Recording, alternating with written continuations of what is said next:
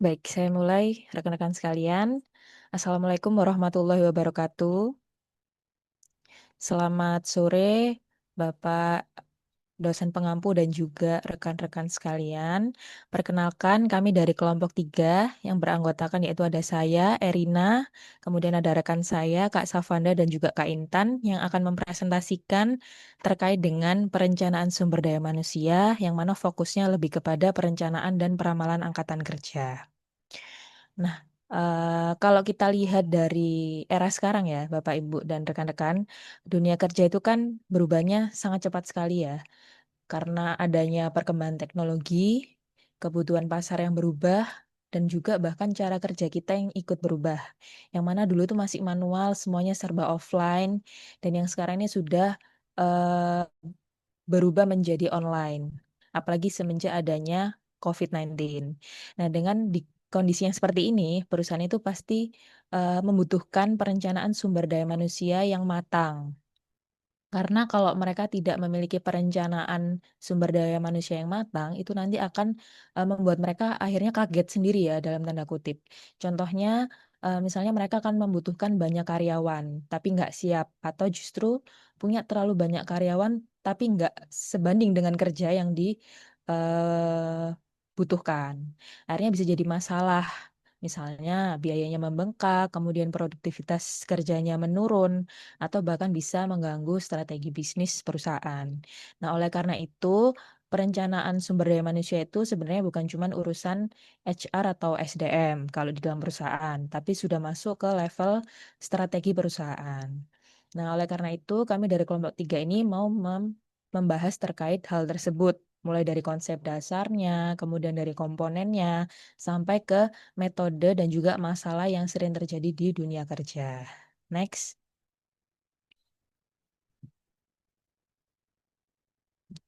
Nah, untuk perencanaan sumber daya manusia yang akan kita bahas hari ini tuh fokusnya ada di 2 hal, yaitu di perencanaan tenaga kerja dan juga peramalan kebutuhan sumber daya manusia. Untuk yang pertama kita masuk ke pengertian dulu. Nah, perencanaan sumber daya manusia itu sebenarnya proses untuk menjawab satu pertanyaan besar, yaitu apakah sumber daya manusia kita itu sekarang cukupkah untuk di masa depan? Yang pertama, jadi perencanaan sumber daya manusia itu adalah proses sistematis untuk memperkirakan kebutuhan tenaga kerja dan juga mengevaluasi pergerakan sumber daya manusia. Kenapa disebut sistematis?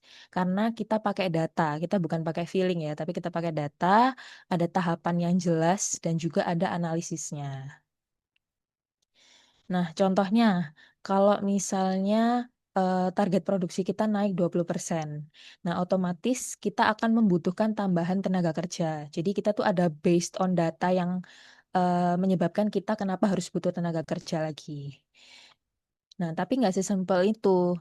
Perusahaan juga harus lihat ini yang kedua, yaitu ada pergerakan sumber daya manusianya. Itu ada pergerakan internal dan juga pergerakan eksternal.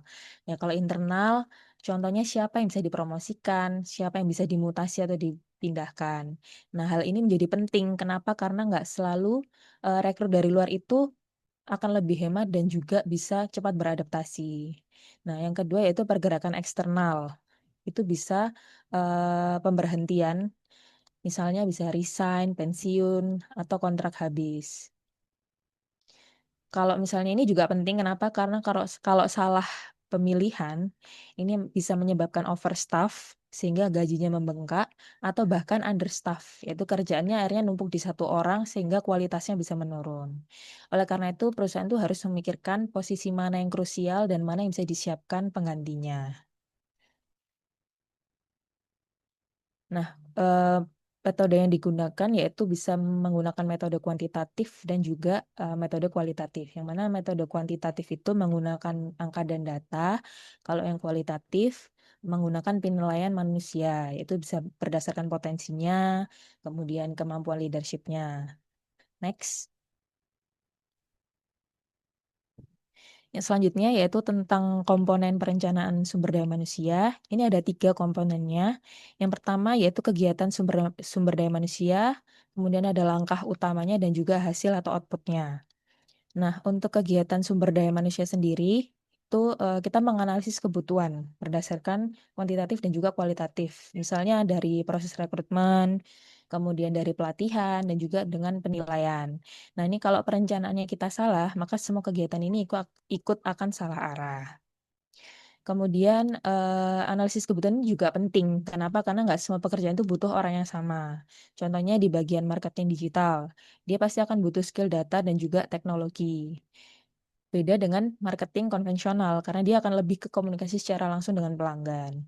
Kalau salah analisis, maka akan salah rekrut, sehingga akan menimbulkan penyebab-penyebab lain seperti trainingnya akan mahal, sehingga hasilnya nggak maksimal. Kemudian yang kedua itu ada langkah utamanya, itu ada prediksi jumlah dan juga kualitas atau kualifikasi. Biasanya perusahaannya akan fokus ke jumlah pekerja yang dibutuhkan. Misalnya butuh 10 orang.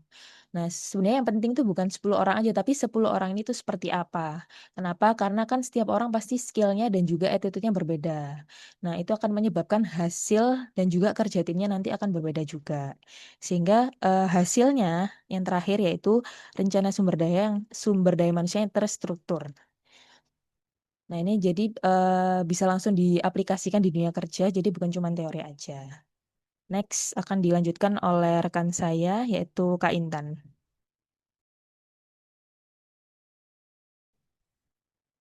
Terima kasih Kak Erina, teman-teman dan dosen pengampu. Mari kita masuk ke inti dari perencanaan atau tujuan perencanaan SDM. Filosofi utamanya sebenarnya sangat sederhana, yaitu mendapatkan orang yang tepat, di waktu yang tepat, dan posisi yang tepat. Untuk mencapai itu, kita membagi tujuannya menjadi 3 skala waktu. Yang pertama, jangka pendek, yaitu fokusnya adalah operasional harian. Kita ingin memastikan pekerjaan hari ini berjalan tanpa teknis. Kedua, jangka menengah. Kita mulai bicara soal pengembangan tim. Di sini karyawan mulai kita naikkan levelnya melalui pelatihan. Dan ketiga, jangka panjang, yaitu ini sudah bicara soal strategi besar perusahaan. Sebagai contoh, jika perusahaan berencana ekspansi 5 tahun lagi, SDM-nya tidak bisa dicari mendadak saat itu juga. Kenapa? Karena skill dan jiwa leadership itu butuh proses, tidak instan. Selain itu, perencanaan ini krusial untuk mencegah kekosongan posisi penting. Kita tahu sendiri, kalau kursi kepemimpinan kosong, pengambilan keputusan akan terhambat dan operasional pasti terganggu. Next.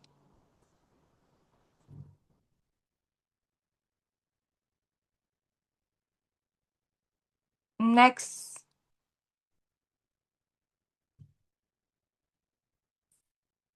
Manfaat strategi perencanaan SDM. Selanjutnya, manfaat perencanaan SDM itu bukan sekedar urusan administratif atau catat-mencatat saja, melainkan sangat strategis.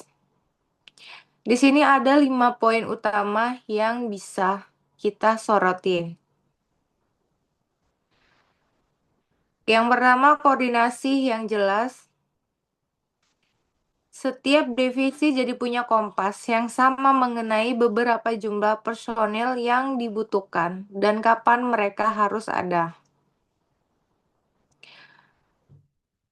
Kedua, minimalisir konflik. Pernah melihat antara divisi berebut staf atau ada tim yang kelebihan beban, sementara yang lain santai. Perencanaan yang matang mencegah ketimpangan ini. Tiga, dari segi efisiensi biaya. Rekrutmen mendadak itu mahal. Dengan rencana kita melakukan training yang lebih terarah dan hemat biaya. 4, employer branding. Di era sekarang, kandidat juga memilih perusahaan. Perusahaan yang struktur akan terlihat lebih profesional di mata pencari kerja berbakat. Dan yang kelima, mendukung digital HR. Perencanaan yang berbasis data memudahkan kita mengimplementasikan sistem seperti high risk dan analisis performa yang lebih modern. Next, di slide ini saya akan membahas variabel dan data dalam perencanaan SDM. Terakhir, kita harus paham bahwa perencana SDM tidak muncul dari ruang hampa. Ada variabel dan data yang sangat mempengaruhinya. Yang pertama di sini harus diperhatiin tujuan dan struktur organisasi. Jika target perusahaan naik atau ada divisi baru, kebutuhan SDM otomatis mengikuti. Kedua, kebijakan internal atau kebijakan SDM. Misalnya, jika perusahaan lebih mengutamakan promosi dari dalam, maka kebutuhan rekrutmen eksternal akan berkurang. Tiga, pasar tenaga kerja. Kita harus realistis di Indonesia mencari tenaga kerja dengan skill umum mungkin mudah, tapi untuk skill spesifik tantangannya jauh lebih besar dan mahal. Audit SDM. Kita perlu tahu kondisi nyata di lapangan siapa yang performanya menonjol dan siapa yang butuh pengembangan. Kualifikasi masa kini. Sekarang hard skill aja tidak cukup dalam lingkungan kerja yang dinamis dan kolaboratif. Variabel seperti attitude, adaptability, dan communication menjadi penentu utama apakah seorang layak masuk dalam SDM kita. Terima kasih dan akan dilanjutkan oleh Savanda.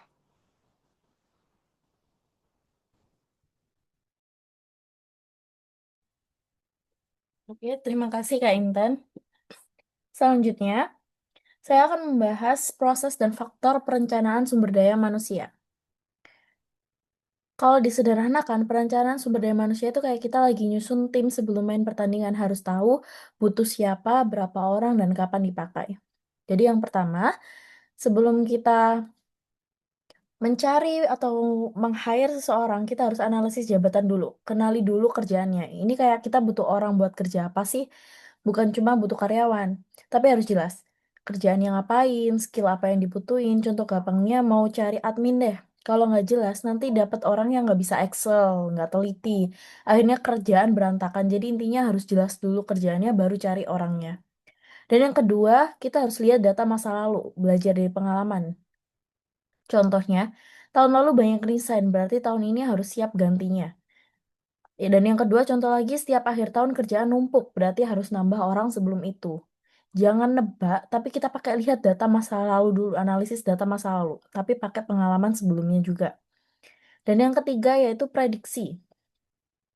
Ini bagian kira-kira ke depan bakal gimana ya? Contohnya, perusahaan mau buka cabang baru, otomatis butuh orang baru. Target penjualan naik, kerjaan pasti nambah. Tapi ini bukan asal tebak, tetap pakai data sebelumnya. Pakai data masa lalu dan juga pakai analisis jabatan dulu. Dan yang keempat, implementasi.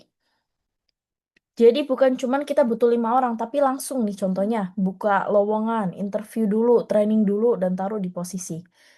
Kalau dari awal, tanpa melakukan seperti itu, kita akan kewalahan dalam menyeleksi karyawannya. Lalu yang keempat, yaitu tahap implementasi. Sorry. Ini tahap eksekusi bukan cuma rencana. Jadi bentuknya rekrutmen cari orang, seleksi, dan penempatan. Contoh, sudah diprediksi butuh 5 staff. HR mulai buka lowongan, screening CV, dan interview, lalu training. Di tahap ini sering muncul masalah. Kandidat tidak sesuai, proses lama, budget terbatas. Makanya perencanaan yang bagus sama dengan implementasi lebih lancar. Lalu faktor yang mempengaruhi, ada faktor internal, hal dari dalam perusahaan. Biasanya ada faktor strategi bisnisnya. Mau ekspansi berarti kita butuh banyak sumber daya manusia. Kalau mau efisiensi berarti harus mengurangi sumber daya manusia. Dan dari faktor internal sendiri ada budget biasanya. Kalau dana terbatas, nggak bisa rekrut banyak. Dan harus maksimalkan sumber daya manusia yang ada. Intinya sumber daya manusia itu selalu mengikuti arah perusahaan. Kedua adalah faktor eksternal, hal dari luar perusahaan yang nggak bisa dikontrol. Contohnya ya teknologi, AI dan automation. Ada yang beberapa pekerjaan hilang karena AI dan muncullah pekerjaan baru karena automation tadi. Lalu yang kedua dari faktor eksternal yaitu kondisi ekonomi. Kadang kondisi ekonomi bisa krisis sehingga bisa hiring freeze. Lalu juga ada yang ekonomi bisa naik, ada bagus gitu, hiring naik berarti. Jadi perusahaan harus adaptif, nggak bisa pakai cara lama terus. Kelima, faktor tenaga kerjaan. Ini terkait perilaku tenaga kerja. Banyak karyawan resign, banyak pensiun, generasi baru, Gen Z, kadang beda mindset. Contoh sekarang, karyawan lebih cepat pindah kerja, lalu lebih cari work-life balance katanya. Dampaknya, perusahaan harus lebih fleksibel dan lebih memperhatikan engagement. Jadi perencanaan sumber daya manusia itu harus berbasis data, dipengaruhi banyak faktor, dan harus fleksibel dan terus diperbarui. Kalau nggak update, rencana bisa langsung expired. Lanjut ke slide 8. Slide 8 sendiri menjelaskan metode dan masalah dalam sumber daya manusia. Yang pertama, metode perkiraan yang biasanya menggunakan kuantitatif database, menggunakan angka dan statistik. Contoh, rasionya 1 SPV dibanding dengan 10 karyawan, tren data tahun sebelumnya, dan analisis produktivitas. Dengan metode ini, kita punya kelebihan yaitu bisa objektif, terukur, dan lebih akurat untuk jumlah sumber daya manusia. Kekurangannya, nggak bisa melihat kualitas manusia itu sendiri, dan nggak bisa menilai attitude dan leadership mereka. Jadi cocok untuk posisi operasional dan perencanaan jumlah tenaga kerja. Dan yang kedua dengan metode kualitatif. Berdasarkan penilaian manusia biasanya, yaitu manajer, HR, senior, expert, dan yang dinilai yaitu potensinya, leadership-nya, dan kecocokan budayanya. Contohnya, siapa yang like jadi manajer? Ini nggak bisa dong pakai angka doang. Kelebihannya, dengan metode ini, kita bisa lebih dalam melihat kualitas dia cocok nggak jadi manajer. Dan kecocokan tadi bisa nggak jadi posisi strategis yang dia miliki. Kekurangannya, kita jadi lebih subjektif dan bisa bias like and dislike-nya. Lalu, kita move ke permasalahan dalam sumber daya manusia. Kekurangan sumber daya manusia termasuk dalam permasalahan internal. Contoh, jumlah karyawan kurang dari beban kerja. Dampaknya, karyawan bisa overload dan mereka bisa burn out, produktivitas turun, dan kesalahan kerja meningkat. Contoh real, satu orang handle kerjaan 3 orang. Solusinya, record cepat, short term. Atau kita bisa menggunakan outsourcing. Dan yang paling tidak enaknya yaitu biasanya ada lembur. Kalau terus-terusan kayak gini, karyawan yang tadi potensinya bagus bisa resign. Dan yang kedua, kelebihan sumber daya manusia, overstaff. Jumlah karyawan lebih dari kebutuhan kerjanya. Dampaknya, gajinya jadi beban besar buat perusahaan. Dan banyak karyawan yang nganggur, terselubung. Bahkan gaji buta katanya. Tidak efisien juga. Contoh, tim 10 orang, padahal kerjaan cukup untuk 6 orang. Solusi buat permasalahan ini, kita harus mutasi. Pindahlah ke divisi yang lain. Atau tidak memperpanjang kontrak. Pensiun dini. Bisa juga yang paling parahnya bisa PHK, opsi terakhir paling sensitif. Intinya, perusahaan harus cari titik balance, terlalu sedikit chaos, terlalu banyak boros. Idealnya, right people, right number, and right time. Lalu, kesimpulan yang bisa saya berikan presentasi kali ini yaitu bukan hanya untuk memenuhi kebutuhan tenaga kerja, tetapi juga untuk memastikan bahwa perusahaan memiliki sumber daya manusia yang pertama, tepat jumlahnya, yang kedua tepat kualitasnya, dan yang ketiga tepat pada waktunya. Dengan perencanaan yang matang, perusahaan lebih efisien, lebih siap menghadapi perubahan, dan lebih kompetitif di masa depan. Sekian pemaparan dari kami. Apabila terdapat kekurangan dari kami, mohon maaf yang sebesar-besarnya. Terima kasih atas perhatian teman-teman dan Bapak atau Ibu dosen. Kami membuka sesi diskusi dan tanya jawab di bawah kolom komentar.